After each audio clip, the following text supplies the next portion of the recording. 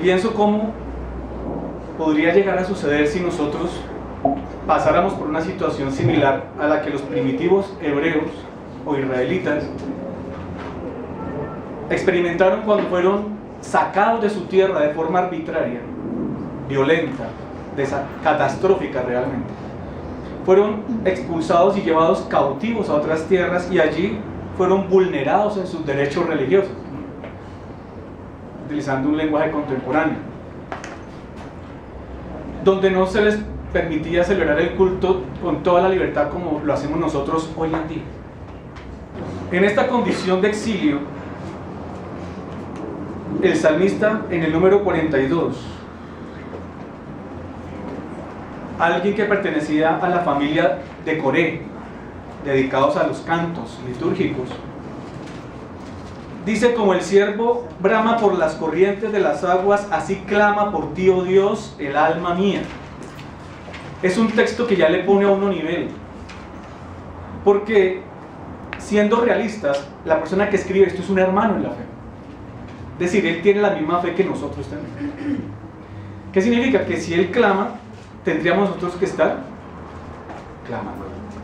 clamando como el ciervo, ¿verdad?, por las corrientes de las aguas, clamando por ti, oh Dios, nuestras almas. Dice: mi alma tiene sed de Dios, del Dios vivo. ¿Cuándo vendré y me presentaré delante de Dios? ¿Cuál era su preocupación central? Estas corrientes de aguas que representa a Cristo para su alma, ¿verdad? Esa sed que él tenía de Dios, del Dios vivo. ¿Qué gozo puede tener un hindú, un budista? ¿En qué tienen puesta su fe, su esperanza o alguna conciencia de bienestar espiritual? Siendo que esos sistemas están centrados en el mérito propio y adoran dioses intangibles, inexistentes. Nosotros adoramos un Dios vivo y por eso nosotros no podemos celebrar igual que todo el mundo. Algo tiene que ver en el seno de la celebración cristiana distinto y especial, no porque necesitemos mostrar una apariencia ante el mundo, sino porque nosotros tenemos un Dios vivo. ¿Cuándo vendré y me presentaré delante de Dios? Añorando aquellos momentos donde ellos peregrinaban al templo a celebrar. Fueron mis lágrimas mi pan día y de noche, mientras me dicen todos los días: ¿dónde está tu Dios? ¿Recuerdan que yo enseñó aquí el asunto del Dios territorial?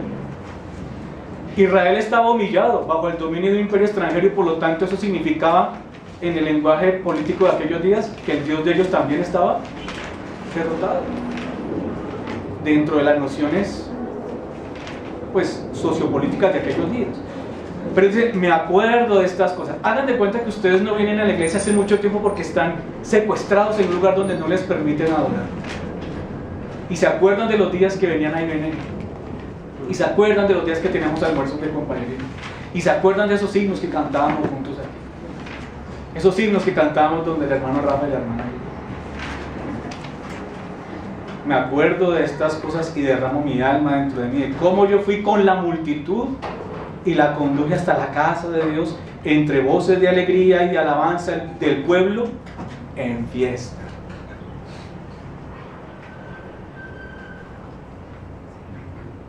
¿Por qué te abate su alma mía y te turbas dentro de mí? Espera en Dios, porque aún he de alabarle, salvación mía y Dios mío. Cuando él decía he de alabarle, no se está refiriendo a esta alabanza que él en cualquier parte del mundo puede expresar. Está hablando de la esperanza de retornar a la tierra y que fuese reconstruir la ciudad y el templo. Y aún en esta crisis, este hombre de Dios, lleno del Dios vivo,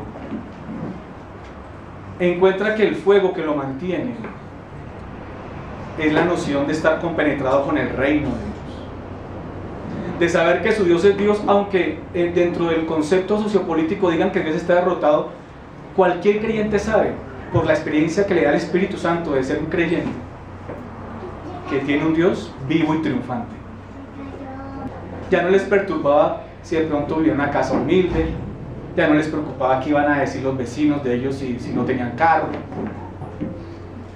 El muchacho está estudiando en la universidad Paquito de Rivera y los amigos otros están en la Javeriana, ¿cierto? Esas cosas realmente pasan como un segundo plano. ¿Qué les parecería a ustedes alcanzar una fe tan impresionante como esa?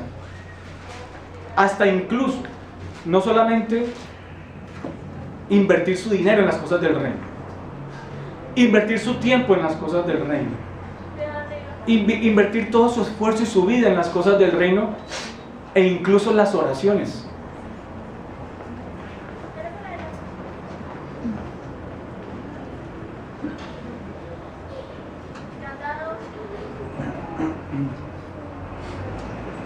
Invertir las oraciones en el reino.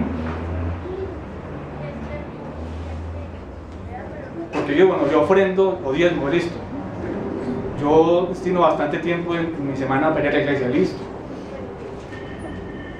Pongo mi carro al servicio de la iglesia, listo.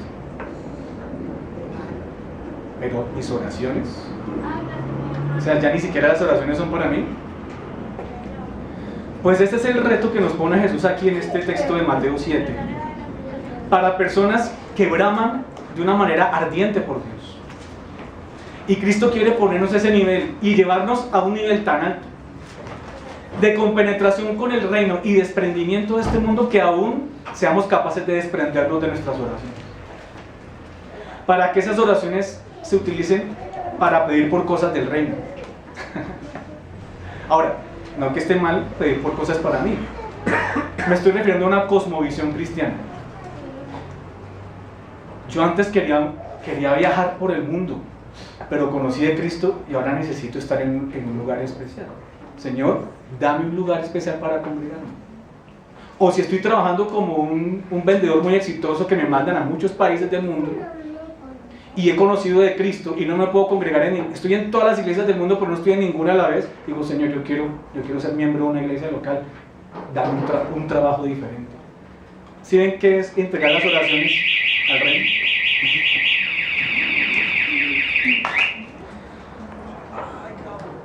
Señor, yo te pido que por favor traigas al conocimiento de Cristo a mi vecino.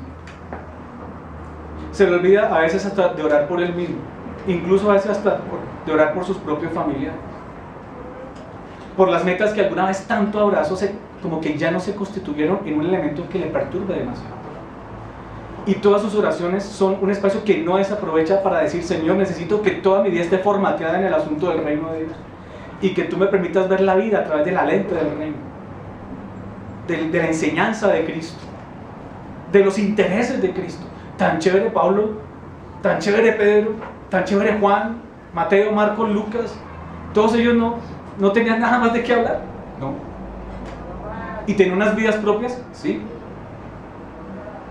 Pero estaban tan metidos en el reino, tan compenetrados con el reino, tan asombrados por el reino de Dios en sus vidas, que ellos entendieron que después de eso, que el reino es reino y lo demás es loma.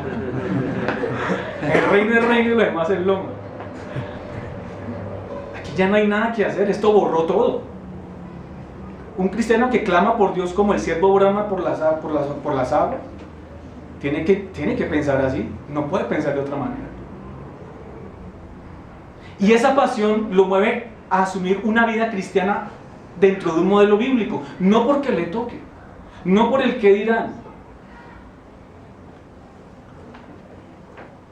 no porque si no hago eso no me van a habilitar la membresía, sino porque es una necesidad natural de un hombre o una mujer que ha nacido de nuevo, que está llena de Dios, que se le han caído las escamas de los ojos y ha podido ver la gloria de Cristo. Eso fue lo que inspiró el Evangelio de Juan. Tenemos que escribir que nosotros vimos su gloria como la del unigénito del Padre. Es que casi que lo palpamos con nuestros ojos, lo que escucharon nuestros oídos, lo que palparon nuestras manos tocante al verbo de vida.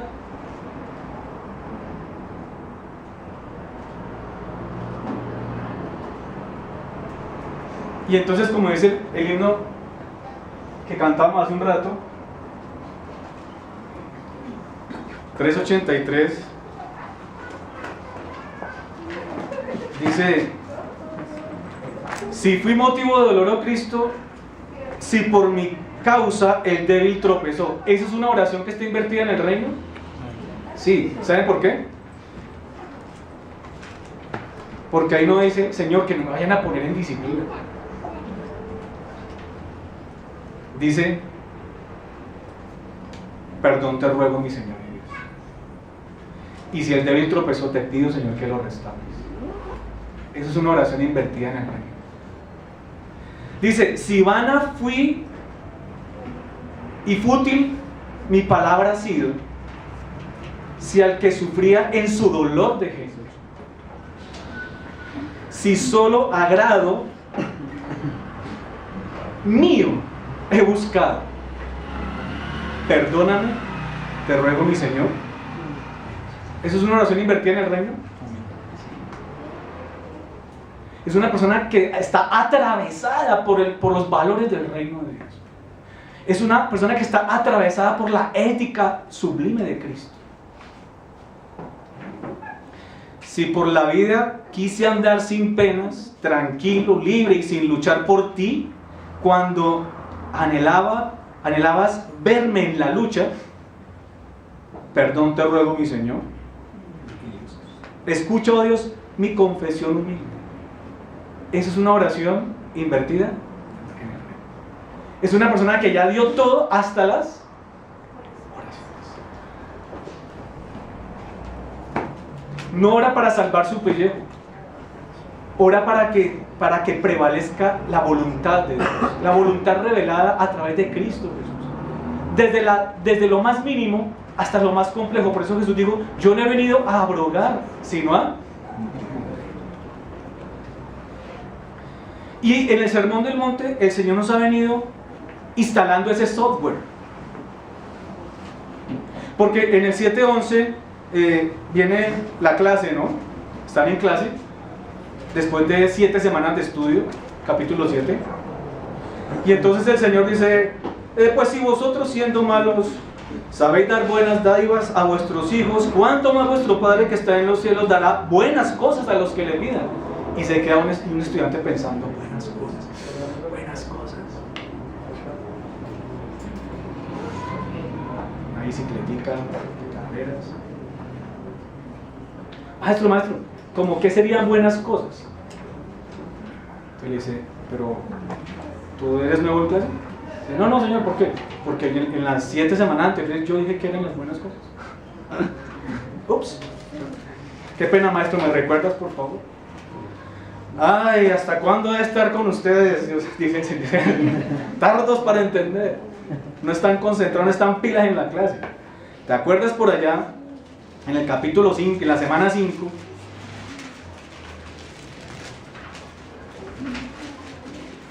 En el capítulo 5, en el versículo 20, ¿no te acuerdas que yo te dije que tu justicia tenía que ser mayor que la de los escribas y fariseos? Y en el 12 yo había aclarado ya que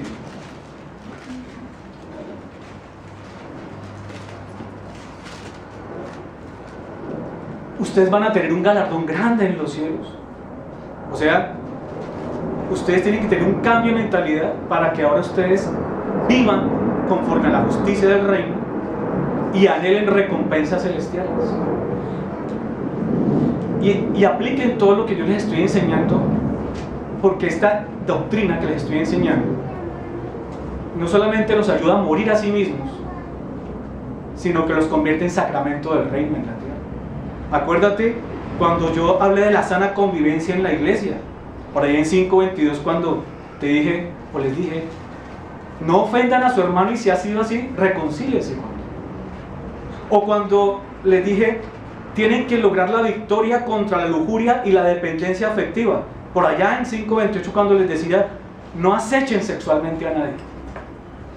O cuando les dije que tienen que evitar un divorcio ilegal, por allá en el 5:32, para no empujar a tu cónyuge a un adulterio, por desesperación a la soledad o a la frustración. Cuando te dije que había que ser honesto y responsable con los demás, no jurar y más bien ser persona de palabra, por allá en 5:34 y 37. Cuando tenías que dominar tu sed de venganza y ser condescendiente aún con tus enemigos, te dije por allá en el 5:39. cuando tenías que evitar la hostilidad y la indiferencia y hacer bien y amar a tus enemigos, para en el 5:44. Cuando te dije que tú tenías que renunciar a esa vanagloria que te está envenenando y que te desenredaras de esa piedad hipócrita que vivías manteniendo para que todo el mundo te aplaudiera, por allá en el 6:1 y siguientes. Cuando te dije que te centraras en mí y evitaras el afán por las riquezas, que no fueras esclavo del materialismo y buscaras mi reino, por allá en el 6:33. Que no juzgaras ni corrigieras antes de medirte a ti mismo, que te preocuparas de tu santificación personal antes de ir a corregir al hermano por allá en 7 y pico. ¿Te acuerdas? Ay, sí, maestro. Bueno, esas son todas las cosas buenas.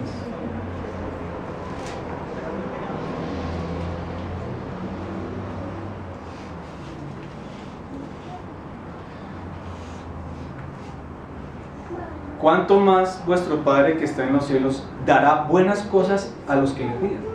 Ahora, alguien diría, ¿qué me garantiza que ese versículo dice eso y no cosas normales? Resulta que es que Cristo ya habló de las cosas normales. Y le pido el favor al hermano Jonathan que pongamos este primer correcto lector. Allá en el 6:33 dice: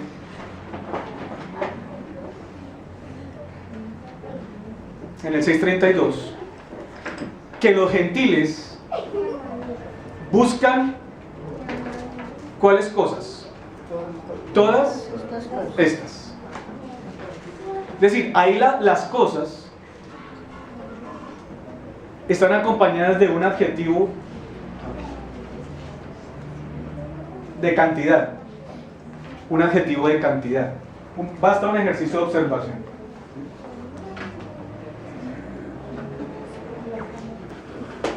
Todas estas cosas. Esas son las cosas que los paganos buscan desesperadamente. O sea, unas cosas que son todas, es decir, cosas en plural, en general. Pero en este texto, en 7:11, las cosas ya no son todas. ¿Qué dice el 7:11? Pues si vosotros siendo malos sabéis dar buenas cosas, dádivas. ¿Cosas qué? Dádivas. Dádivas y cosas qué? Buenas. Buenas. La diferencia está aquí. Es un simple ejercicio de observación, uno se da cuenta. Y hay una parábola con padres e hijos donde se utiliza el mismo adjetivo. Es un adjetivo de cualidad. Uno es un adjetivo de cantidad y el otro es un adjetivo de cualidad. Entonces, Jesús está hablando? ¿En dónde está hablando Jesús de las cosas comunes? ¿Aquí o allá? Allá. De las cosas comunes. Aquí. Porque son cosas en general. Pero las cosas de acá son cosas buenas. De hecho, es lo bueno.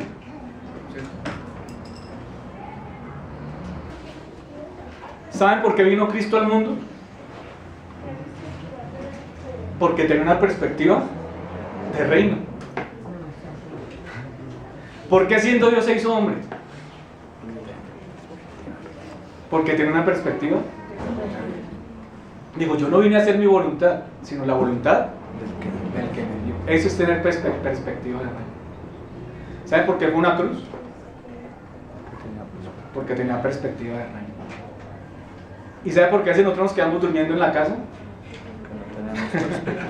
Porque no. Cristo fue una cruz y a veces yo me quedo durmiendo en la casa. Yo pregunto, ¿eso es tener perspectiva de reino?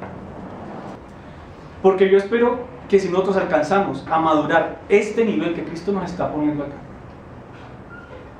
nosotros vamos a hacer cosas maravillosas por el reino de Dios. Pero tienes que llegar a un nivel en donde aún tus oraciones las vas a invertir en el reino. Porque debes tener una oración con perspectiva. Y por eso vamos a ver 3 características de una oración con perspectiva de reino. La primera característica en el texto es la ordenación de la oración en perspectiva de reino. Porque ahí este texto aquí aparece como un decreto real. esto es un análisis de la forma literaria. En la Biblia, en el mundo primitivo del Medio Oriente, esto tiene tono real, de un mandato real. Entonces, el primer punto es la ordenación de la oración en perspectiva de reino. La segunda característica es el respaldo a la oración en perspectiva de reino. Y la tercera característica es la autenticidad de la respuesta, ¿no? La autenticidad de la respuesta a la oración en perspectiva de reino. Dios mediante, vamos a ver hasta dónde llegamos hoy. Primero, la ordenación de la oración en perspectiva de reino. Segundo,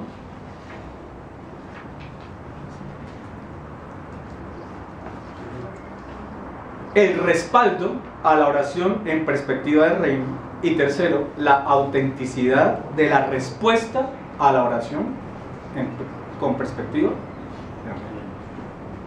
Vamos al primer punto entonces, la ordenación de la oración en perspectiva de reino.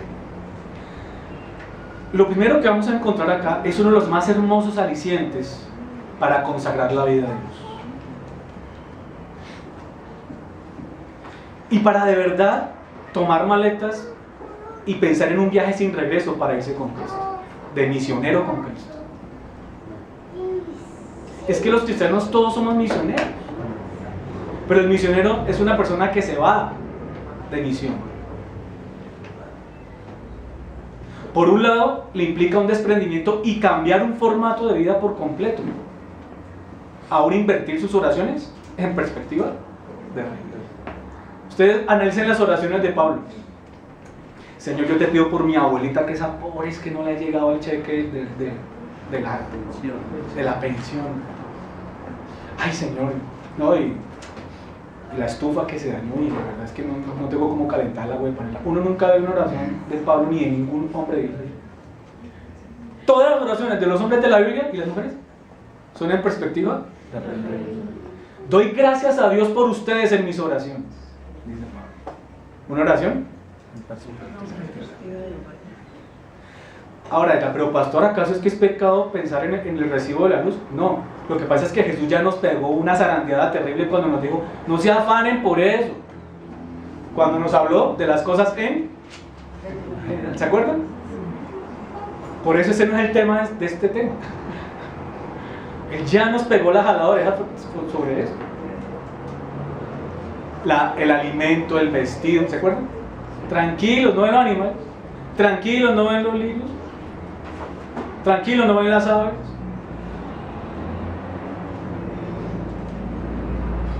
Más bien, ¿por qué no se programan en una perspectiva de reino? ¿Cierto? Eso fue lo que dijo en 6:33, ¿o no? Miren ustedes.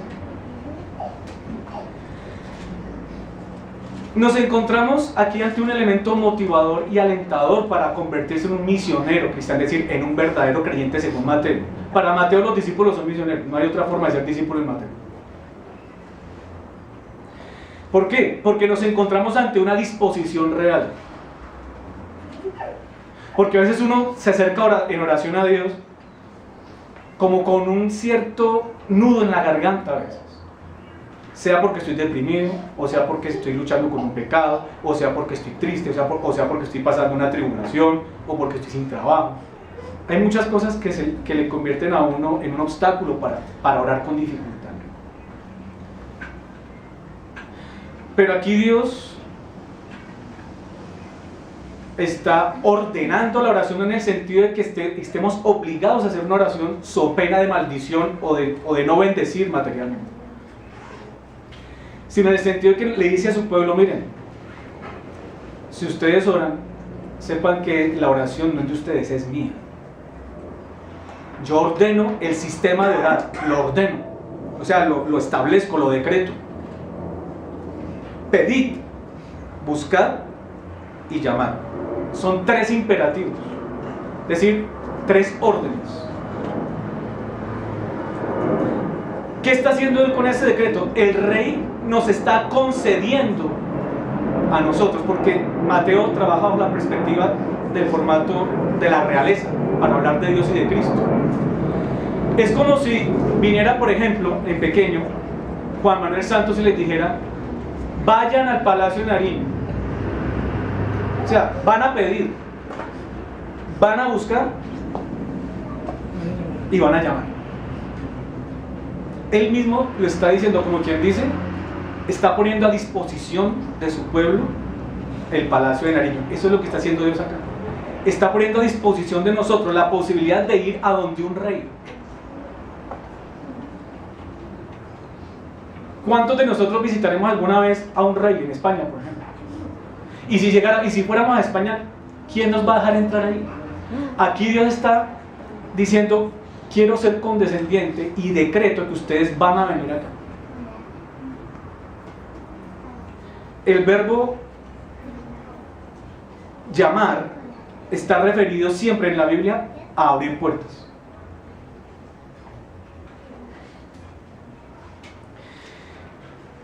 Y el decreto se matiza entonces con esos verbos en imperativo, y es un imperativo presente. ¿Qué significa? Que es estar continuamente pidiendo, que es estar continuamente buscando y que es estar continuamente llamando. O sea, una disposición del imperio de Dios. ¿Cuántas horas? Las 24 horas. 24/7. Y la parte teologal, recuerden que nosotros trabajamos, siempre hacemos una lectura de la Biblia en perspectiva teologal. O sea, mirando principalmente lo que nos conecta con Dios, ¿cierto? Es decir, andar en perspectiva del reino es también andar en perspectiva o dimensión. Ajá.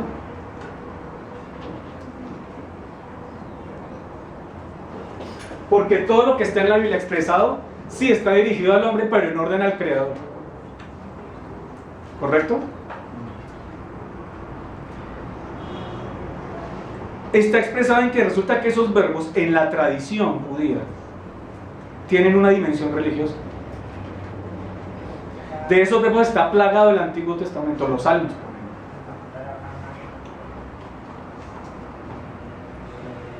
Es decir, Mateo usa intencionalmente estos verbos incluso en ese orden. Y en el lenguaje judeocristiano y en la cultura general de la época se pide o se busca a Dios como quien apela a la majestad divina tocando las puertas de la misericordia. Y es así que el rey decreta su propia condescendencia. El rey está decretando su condescendencia. Yo no le tengo que pedir a Dios su condescendencia, Él la está decretando. ¿Sí comprendemos la magnitud de esto? Porque algunos han dicho, Dios es inalcanzable. Supongamos que así fuera. El Dios inalcanzable está decretando ser alcanzable. Pedir el reconocimiento de la paternidad de Dios. Eso en el uso de la tradición. ¿Sí?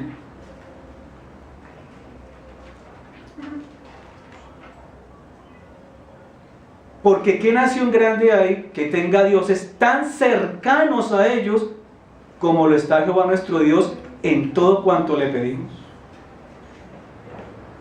Es un verbo de cercanía, comprendemos. Deuteronomio 4:7. ¿Qué Dios ha mostrado tal condescendencia que nos dice, les voy a habilitar un verbo de acción que implica cercanía conmigo? Porque no hay un Dios en esta tierra que les dé como yo les doy. Pero es que Dios da en qué, con perspectiva de reino. Por eso yo todavía ando en bicicleta. ¿Sí? Que es que yo lo quiero que usted tenga ese corazón bien para que dure harto. Entonces me puso a correr en bicicleta todo el tiempo. ¿Sí? Porque Dios trabaja con perspectiva de reino. Y si yo elevo una oración con perspectiva de reino, digo, Señor, gracias por quedarme en bicicleta, porque con esto me mantengo saludable y puedo trabajar más para el reino de Dios. Amén. Amén. ¿Sí ven? Porque aquí este tema no es pedir cosas, son oraciones sintonizadas con el propósito salvífico de Dios en Cristo. Pedir entonces ese reconocimiento de la paternidad, buscar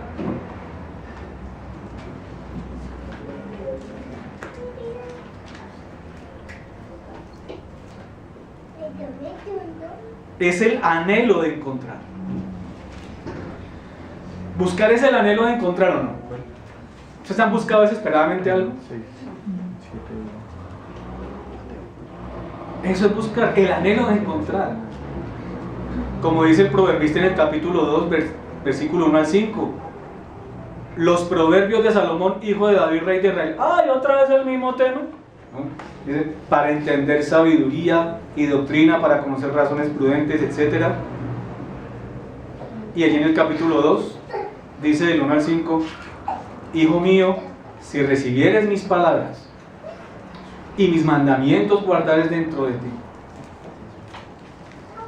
haciendo estar atento tu oído a la sabiduría. O sea, uno vive en perspectiva del reino. Si clamares a la inteligencia, una oración en perspectiva del reino. Y a la prudencia dieres tu voz, una voz en perspectiva. En las ciencias naturales de la época significa toda la persona.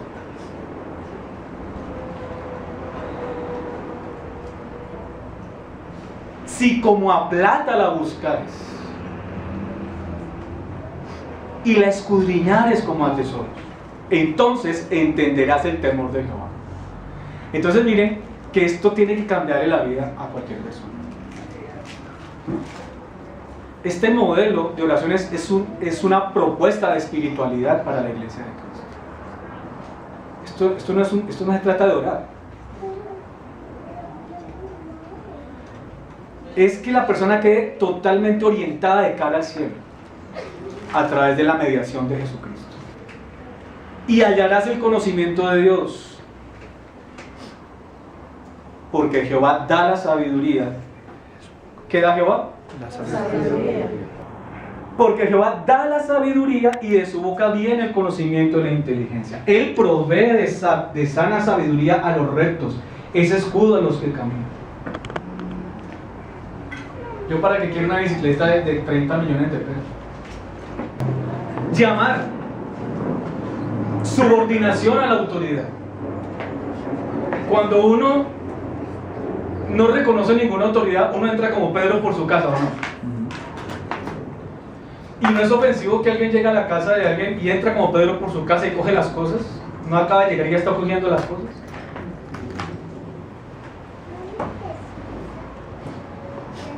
Eso es anarquía y una falta de respeto, ¿verdad? Pues llamar es reconocer esa autoridad de Dios, es subordinarse a la autoridad de Dios. Dice el Salmo 88.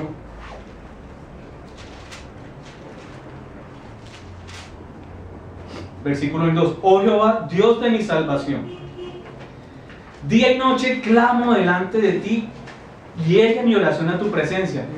Es una oración reverencial en donde él dice, yo oro porque yo sé que a ti te gusta que nosotros oremos, sin embargo, por favor ten a bien, si te place, si te gusta, recíbela en tu presencia. Amén. Inclina tu oído a mi clamor.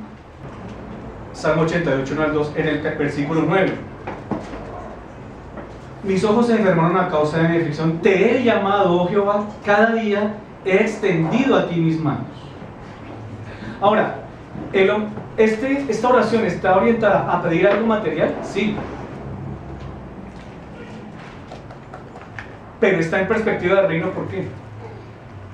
Porque está reconociendo la autoridad de Dios. Porque está reconociendo en Dios a su Salvador. Porque está reconociendo en Dios al que le puede levantar de esta aflicción. Porque está reconociendo en Dios a un ser supremo, porque dice el versículo 9 que a Él extiende sus manos. Es una oración en perspectiva del reino porque Él todavía deja espacio para que Dios responda a ciertas preguntas. ¿Serán reconocidas en las tinieblas tus maravillas y tu justicia en la tierra del olvido? ¿Qué le preocupa a Él? ¿Las tinieblas o la tierra del olvido?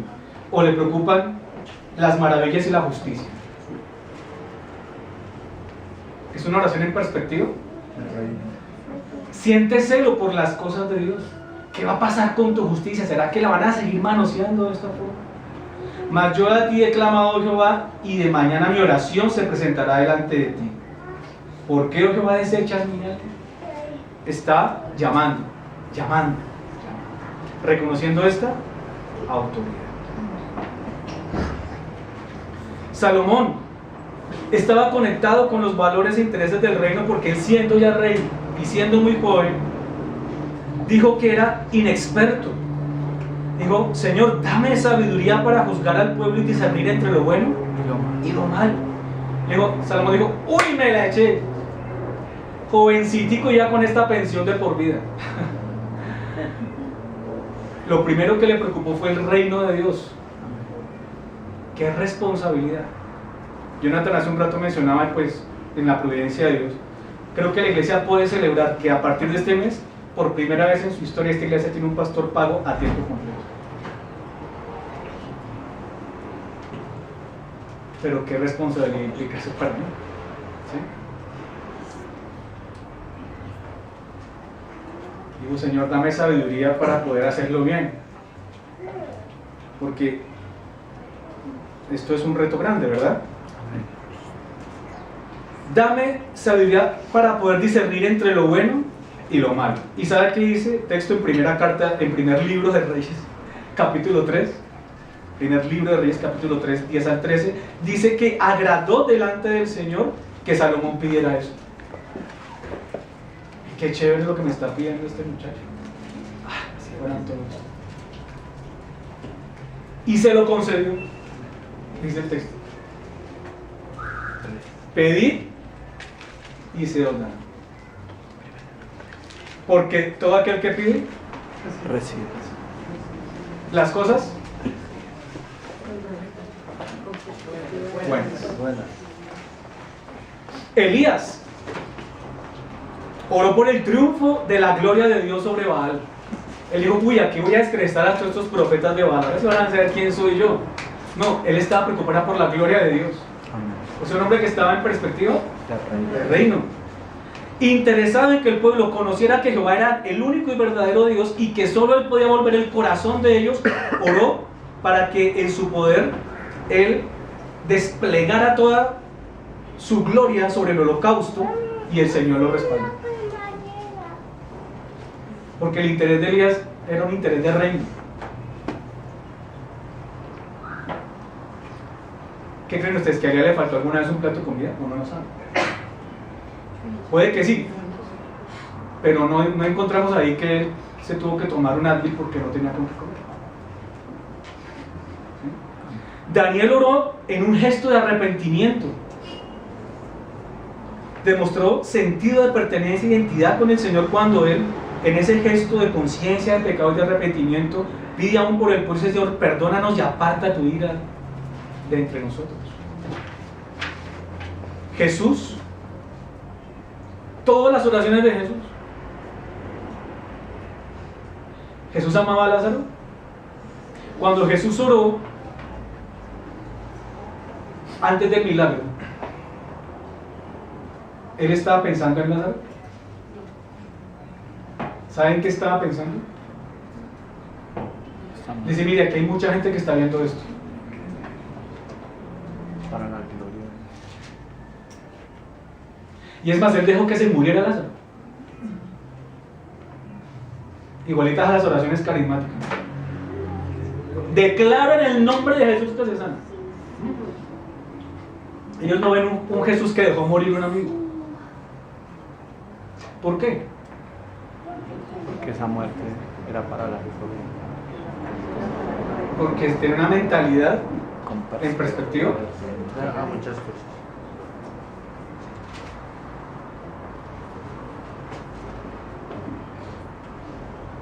El que amas está enfermo. Oyéndolo, Jesús dijo: esta enfermedad no es para muerte, sino para la gloria de Dios, para que el Hijo de Dios sea glorificado por ella. Ahora, ¿por qué para la gloria de Dios? Claro, porque es que cuando la gente vea un milagro, el milagro se van a convertir un montón de personas. Él no estaba haciendo el milagro pensando que por el milagro se van a convertir personas, porque él incluso dijo en una ocasión: mire, si ellos no creen a Moisés y a sus palabras, no le van a creer a nadie aunque se levante entre los muertos. Ese es el estado de la depravación total de la humanidad. Los milagros no convierten a nadie porque solo Dios puede convertir un corazón que no gusta de Dios. que no quiere las cosas de Dios y que aborrece totalmente a Dios. Un milagro no va a poner corazón por Dios en un corazón impío. Entonces Jesús no estaba pensando que por el milagro se iban a convertir. ¿Y por qué dijo que para la gloria de Dios? Allá más adelante, estamos en Juan 28, en adelante.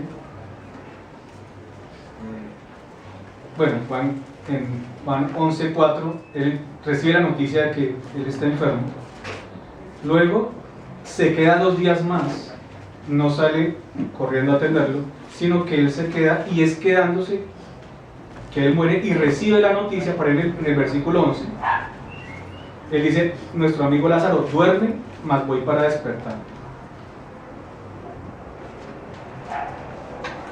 Ha muerto, versículo 14.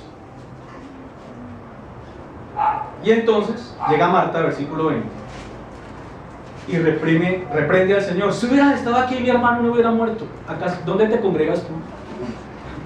Tú no te congregas en una iglesia carismática. No has sido bautizado en el Espíritu. Mas también sé ahora que todo lo que pidas a Dios te lo dará. Y Jesús le dice: tu hermano resucitará. Esa respuesta es en perspectiva del reino, porque Marta dice: sí, yo sé que resucitará en la resurrección, en el día postrero. Y entonces aquí es donde está la razón por la cual Lázaro murió para la gloria de Dios. Dice 11:25, le dijo Jesús: yo soy la resurrección y la vida. El que cree en mí, aunque esté muerto, vivirá. Para eso fue que fue necesario el milagro, para revelar a Cristo como el dador de vida, como el que levanta a los muertos, como el que al atraerse la fe ofrece vida eterna. Y cuando Lázaro está allí, entonces él dice: Señor, ¿verdad? Él ora, muy conmovido y todo claro. Versículo 38. Vuelve y dice en el 40: ¿no te he dicho que si crees verás la gloria de Dios? Y Jesús ora una oración en perspectiva de reino y dice: Padre, gracias te doy por haberme oído. Yo sabía que siempre me oyes, pero lo dije por causa de la multitud que está a mi alrededor, para que vean ese milagro, para que crean que tú me has enviado.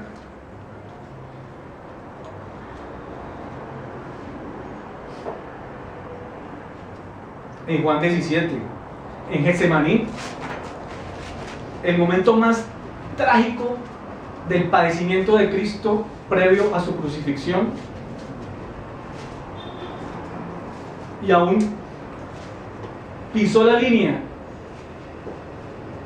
de pedir cosas y no pedir las cosas en perspectiva del reino. Digo, pues si se puede, que pase en esta copa, pero no se haga mi voluntad, sino la suya. Si puede, que pase de mí esta copa, pero no, mejor pido por lo bueno, que se haga tu voluntad. Amén. Amén. En Getsemaní, orando por los discípulos, en Juan 17, dice: oro por estos para que tú les des unción, para que vayan a... Dice, para que por el testimonio de ellos muchos vengan a la fe. Guárdalos del mal. Y uno diría, Jesús estaba pensando en el bienestar de ellos, sí, pero principalmente en que fueran testigos de la vida eterna, que hablaran de lo que es la vida eterna, porque Jesús dijo: en esto consiste la vida eterna, que te conozcan a ti, el único Dios verdadero, y a Jesucristo a quien has enviado.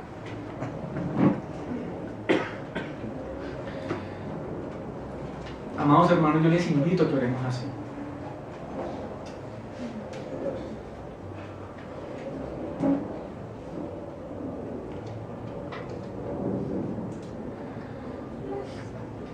Porque el Señor, cuando vea personas así, los va a usar.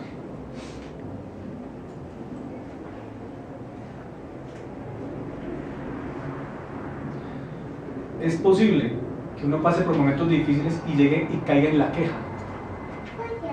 Estamos sometidos a la debilidad humana. Bien. Pero si tenemos perspectiva del reino, nos vamos a levantar y vamos a seguir echando para adelante, perseverando en las cosas del reino, anteponiendo las necesidades del reino, pensando en los que necesitan el reino, anhelando con un celo profundo la gloria del dueño del reino, anhelando profundamente que ese reino que ha venido en Cristo y que se ha instalado en mí y en ti pueda llegar también a otros corazones, pueda tocar la vida de otras personas, pueda transformar familias. Tu mente, tú transparentas y transpiras el reino de Dios, transpiras evangelio, transpiras a Cristo, transpiras una necesidad de salvación.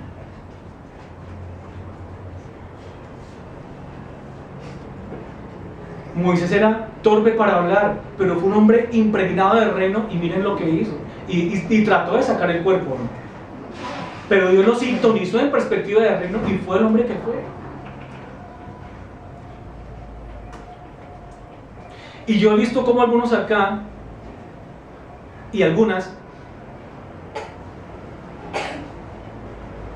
Dios les ha usado con palabras de mucho poder para hablar a otras personas.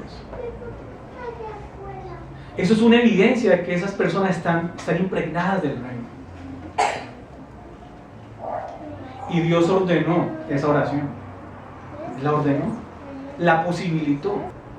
Filipenses, capítulo 1. Pablo y Timoteo, siervos de Jesucristo, a todos los santos en Cristo Jesús que están en Filipos,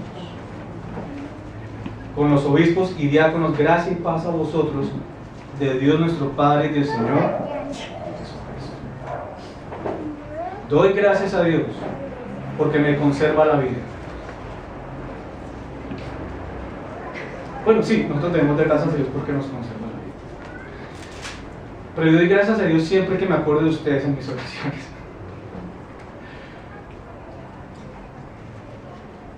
Porque si Dios levanta uno o dos hombres, una o dos mujeres con poder y con mentalidad de reino, esas personas van a hacer grandes cosas por la causa de Cristo. Y voy a dar cada vez más gracias a Dios por personas que no les importa nada y se invierten en el reino. Se invierten por el puro impulso de la fe, por el puro impulso del amor a Cristo, por el puro impulso de la admiración de la cruz. Siempre en todas mis oraciones, rogando con gozo por todos vosotros. ¿Cuánto se demoraba Pablo orando por cada uno de ellos? Invirtió su tiempo en el reino, invirtió sus oraciones en el reino, invirtió su vida en el reino.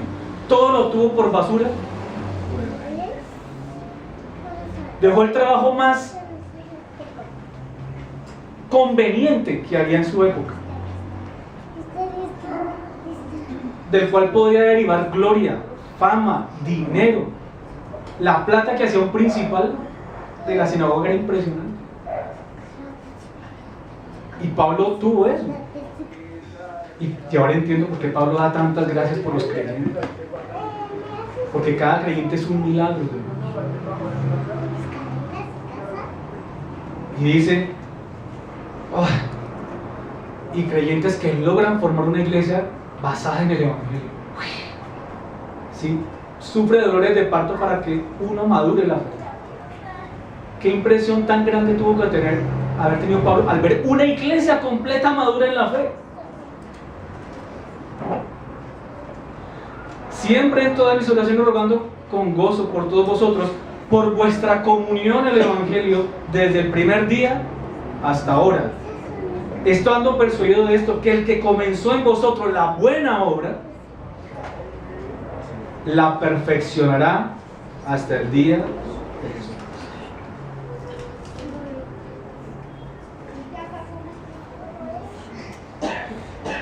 Pero miren, Pablo cree en la soberanía infalible de Dios, porque la salvación no se pierde. Sí, está bien, lograron comunión en el Evangelio, pero evalúense. Por favor, evalúense. Una paloma come maíz. De que hay mucha gente que desprecia las perlas de Cristo. Evalúense, por favor, se los ruego. Sean sinceros e irreprensibles para el día de Cristo, porque ese día la hora de cada cual se revelará.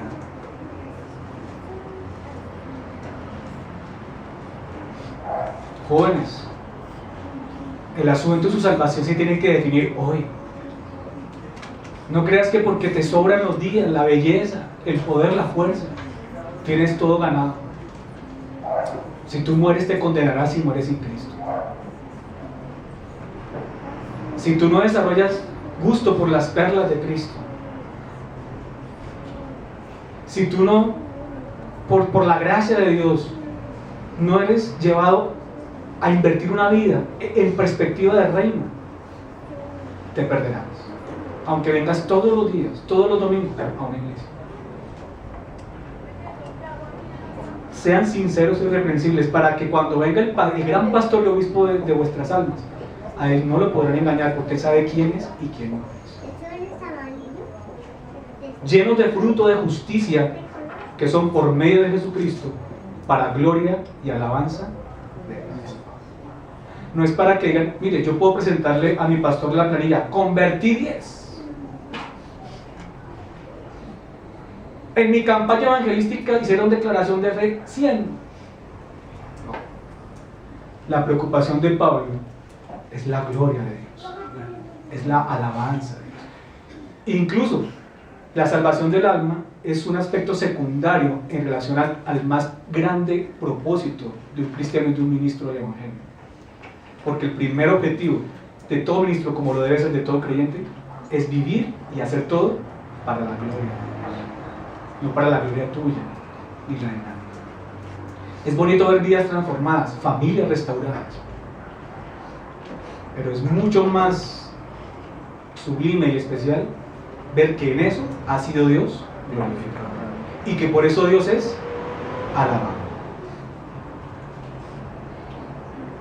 para la gloria y alabanza de Dios. Oraciones con perspectiva. Bendito Dios, gracias porque esto nos confronta para evaluar nuestra fe. Tal vez la misma oración, yo mismo me puedo evaluar, no necesito que nadie me señale. El mismo evangelio declarará o a favor o en contra mí. ¿Cuáles son los intereses que rondan mi corazón? ¿Cuáles son los intereses que rondan mi mente?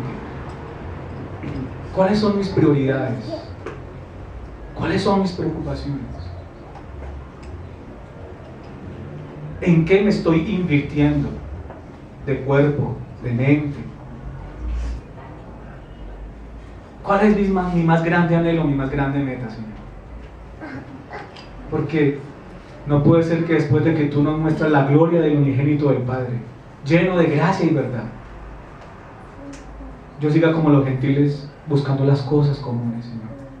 Y tal vez hasta orando, enfermo, preocupado, angustiado, obsesionado por las cosas de este mundo.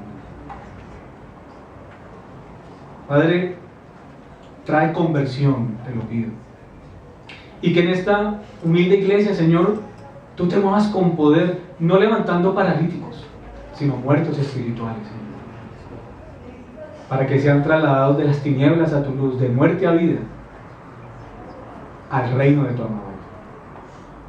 Y que nos podamos invertir para que otros también, conociendo de ti, puedan glorificar y alabar al Dios Todopoderoso. En el nombre de Jesús oramos. Amén.